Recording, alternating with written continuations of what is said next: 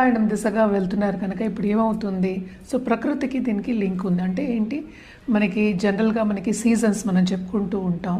So Sankranti by it self ఏంటంటే పాడి పంటలు చేతికి వచ్చే ఒక సమయం, కరెక్ట్. సో చేతికి వస్తే ఏమవుతుంది, డబ్బు వస్తుంది, సంపద వస్తుంది. అదేంటి మన ఎక్స్పెక్టేషన్, అంటే ఏంటి మన ఇంత వస్తుంది, ఇంత సంపద రాబోతోంది అని మనం ఏంటంటే కోలాహలంగా మనం చేసుకునే ఒక పండుగ హార్వెస్ట్ ఫెస్టివల్ బేసికలీ. అంటే ఏంటి త్రూ అవుట్ ఇండియా మనం చేసుకుంటూ ఉంటాం. It is not only southern states, through out India. అంటే ఏంటి వేరే పేర్లు ఉంటాయి కానీ త్రూ అవుట్ ఇండియా మనకి ఉంది. లోరీ అని చెప్తూ ఉంటారు. సో ఇవన్నీ చేసుకుంటూ ఉంటాం. దానికన్నా ముందు వచ్చేది మనకేంటి, ఫస్ట్ భోగి వస్తుంది నువ్వు అడిగింది.